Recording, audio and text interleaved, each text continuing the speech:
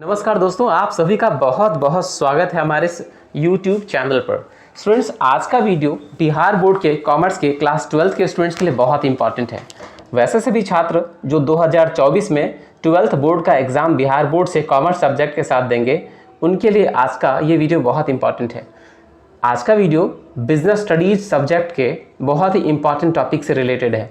Last video में मैंने बताया था प्रबंध की परिभाषा, प्रबंध का अर्थ। उस प्रबंध की परिभाषा में दो महत्वपूर्ण शब्दों को आपने देखा होगा, प्रभावपूर्णता और कुशलता। तो प्रभावपूर्णता और कुशलता का क्या अर्थ है, प्रभावपूर्णता और कुशलता का प्रबंध से क्या संबंध है, प्रबंध में क्या इसका तात्पर्य है, क्या संदर्भ है, इसकी चर्चा मैं करूंगा इस वीडियो में। सबसे पहले मैं बता देना चाहता हूं कि वैसे सभी छात्र जो हिंदी मीडियम से कॉमर्स की पढ़ाई करना चाहते हैं, तो उनके लिए एक बहुत ही अच्छी इन्फॉर्मेशन ये है कि हमारे चैनल पे हिंदी मीडियम से कॉमर्स की पढ़ाई कराई जाती है कंप्लीट सिलेबस की। अगर आपको कंप्लीट सिलेबस की पढ़ाई करना हो तो आप हमारे चैनल को ज़रूर से ज्वाइन कीजिए, सब्सक्राइब कीजिए, लाइक कीजिए, बेल आइकन को प्रेस करिए ताकि आने वाले जितने भी अपकमिंग वीडियोज़ हैं उनके नोटिफिकेशंस आपको मिलती रहे और आप हिंदी में कॉमर्स की पढ़ाई अच्छे से कर पाएँ। वैसे आप सभी को बता देना चाहता हूँ मैं कि इंग्लिश की नॉलेज को आप लोग धीरे धीरे हासिल करना शुरू कीजिए। इंग्लिश पढ़ना बहुत ही ज़रूरी है। तो चलिए आइए देखते हैं बिजनेस स्टडीज़ में प्रभावपूर्णता और कुशलता की अवधारणा क्या है। तो अभी आपके सामने दिख रहा है प्रभावपूर्णता और कुशलता की अवधारणा, concept of effectiveness and efficiency.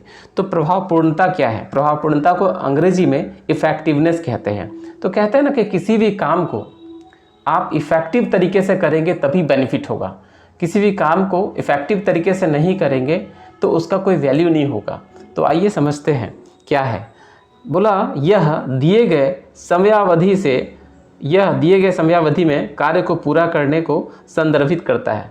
मतलब प्रभावपूर्णता का मतलब होता है कि जिस काम को किया जा रहा है उसके लिए जो भी निर्धारित समय तय हुआ है उसी तय समय के अंदर उस काम को पूरा करना चाहिए। मतलब हर एक काम जो तय हुआ है कि उसको 2 दिन में फिनिश करना है या 4 दिन में फिनिश करना है या 10 दिन में फिनिश करना है, तो उसको तय किए गए समय सीमा के अंदर ही उस काम को पूरा करना चाहिए, तभी फायदेमंद होगा, तभी लाभप्रद होगा। ऐसा अर्थ है किसका? प्रभावपूर्णता का। मैं फिर से बता दूं, प्रभावपूर्णता का अर्थ है कि प्रबंध के द्वारा जो भी समय तय किया गया है कि इस काम को इतने दिनों में फिनिश करना है, कंप्लीट करना है, तो उस काम को निर्धारित समय के अंदर ही पूरा करने से संगठन को लाभ होगा। आगे क्या है? इससे कोई फर्क नहीं पड़ता कि लागत क्या होगी। प्रभावपूर्णता यह कह रहा है कि काम समय पर पूरा होना चाहिए चाहे कितना भी खर्च हो जाए। काम समय पर पूरा होना चाहिए चाहे कितना भी खर्च हो जाए। आगे क्या है? सरल रूप में संगठन में प्रत्येक कार्य को निर्धारित समय अवधि के भीतर पूरा किया जाना चाहिए, जिसकी बात अभी मैं पहले ही कर चुका हूँ कि संगठन में जिस काम को पूरा करने का तय किया गया है, जिस काम को पूरा करने का उद्देश्य है, उसकी एक समय सीमा जो निर्धारित की गई है, उसी समय सीमा के अंदर उस काम को पूरा करना चाहिए, तभी उस काम का फ़ायदा संगठन को मिल पाएगा। आगे की बात करें, कुशलता, जिसको इंग्लिश में एफिशिएंसी बोलते हैं, इसका क्या अर्थ है?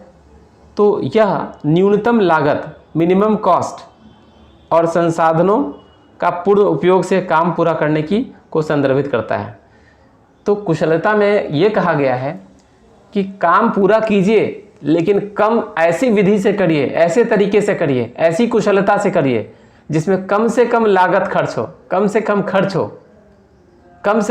में काम को पूरा कीजिए, कम से कम खर्च में काम को पूरा कीजिए और जितने भी संसाधन हैं उसका सदुपयोग करिए, ऑप्टिमम यूटिलाइजेशन करिए, उसका इस्तेमाल अच्छे तरीके से। संसाधन का दुरुपयोग नहीं होना चाहिए, वेस्टेज नहीं होना चाहिए।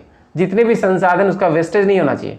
मतलब काम कम से कम लागत पर पूरा हो, संसाधनों का बेहतर इस्तेमाल हो, ऑप्टिमम यूटिलाइजेशन हो, इष्टतम उपयोग उसका किया जाए, ये बात है। तो देखिए, सरल रूप में संगठन में प्रत्येक कार्य को न्यूनतम लागत या पूर्व निर्धारित लागत पर पूरा किया जाना चाहिए। तो जो कार्य किया जा रहा है उसके लिए जो लागत तय किया गया था कि इतनी लागत में पूरा करना चाहिए, तो उतने ही लागत में या उससे कम लागत में पूरा करना चाहिए। खर्च उससे ज़्यादा नहीं बढ़ना चाहिए, नहीं तो फिर आपको आपके बिजनेस को कोई फ़ायदा नहीं होगा। तो आप कुशलता का अर्थ यहाँ दो चीज़ों से लग रहा है, एक तो कम से कम लागत खर्च हो उस काम में, और दूसरा जितने भी संसाधन हैं उन संसाधनों का बढ़िया तरीके से उपयोग हो, बेहतर उपयोग हो, बर्बादी ना हो, वेस्टेज ना हो। मतलब ये कि प्रबंध जो है, प्रभावपूर्णता और कुशलता, प्रबंध में इन दोनों का ज़रूरत है। सिर्फ प्रभावपूर्णता से काम नहीं चलेगा और सिर्फ कुशलता से काम नहीं चलेगा। तो प्रबंध में प्रभावपूर्णता भी होना चाहिए और कुशलता भी होना चाहिए, मतलब इफेक्टिवनेस भी होना चाहिए और एफिशिएंसी भी होना चाहिए, तभी बेहतर परिणाम होगा, तभी लाभप्रद होगा। आगे की बात करते हैं, प्रभावपूर्णता और कुशलता के बीच संबंध, relationship between effectiveness and efficiency. तो आप देख सकते हैं प्रभावशीलता और दक्षता, दक्षता मतलब कुशलता, दोनों ही समान रूप से महत्वपूर्ण है। अभी मैंने कहा था कि प्रबंध में प्रभावपूर्णता और कुशलता दोनों का ही महत्व है। दोनों में से कोई भी एक अगर नहीं उपलब्ध है तो आपको फ़ायदा नहीं हो सकता, आप लाभ में नहीं आ सकते। तो अभी देखिए फिर से पढ़ दूँ मैं, प्रभावशीलता और दक्षता दोनों ही समान रूप से महत्वपूर्ण हैं, क्योंकि कोई भी कार्य तभी लाभदायक होगा जब वह न्यूनतम लागत और संसाधनों के इष्टतम उपयोग के साथ समय पर पूरा होगा। मतलब काम समय पर पूरा होना चाहिए, कम से कम लागत का खर्च होना चाहिए, संसाधन का बेहतरीन इस्तेमाल होना चाहिए, इष्टतम उपयोग होना चाहिए। फिर से समझिए, बोला काम समय पर पूरा हो, कम से कम लागत पर पूरा हो, संसाधनों का इष्टतम उपयोग हो, मतलब बेहतर इस्तेमाल हो, बर्बादी ना हो, तभी आपका जो प्रबंध है सफल होगा। और यही प्रबंध में प्रभावपूर्णता और कुशलता का महत्व है। इसलिए हम कह सकते हैं कि प्रबंध तभी अच्छा प्रबंध बन सकता है। फिर से देखिए, इसलिए हम कह सकते हैं कि प्रबंध तभी अच्छा प्रबंध बन सकता है जब कार्य में दक्षता के साथ साथ प्रभावशीलता की उपस्थिति हो। ठीक है, तो प्रबंध सफल तभी होगा जब उसमें प्रभावपूर्णता भी हो और कुशलता भी हो। मतलब ये कि काम समय पर पूरा हो, कम से कम लागत पर काम पूरा हो, और जितने भी संसाधन हैं उनका इष्टतम उपयोग हो, बेहतर इस्तेमाल हो, संसाधनों का जो है बर्बादी ना हो, वेस्टेज ना हो। तो स्टूडेंट्स, आज का ये वीडियो आपको कैसा लगा आप कमेंट बॉक्स में ज़रूर लिखेंगे। मुझे पूरा भरोसा है कि आप सभी को ये वीडियो बहुत ही अच्छा लगा होगा। हमारे इस चैनल को सब्सक्राइब कीजिए, अधिक से अधिक लोगों तक शेयर कीजिए, बेल आइकन को प्रेस करिए ताकि आने वाले जितने भी अपकमिंग वीडियोज़ हैं उनके नोटिफिकेशंस आपको मिलती रहे और कोई भी इम्पॉर्टेंट वीडियो नहीं छूटे। और किस टॉपिक पर वीडियो आप चाहते हैं यह बात भी कमेंट बॉक्स में लिखें। स्टूडेंट्स, आप सभी का बहुत बहुत धन्यवाद। जय माता दी, all the best, thank you very much.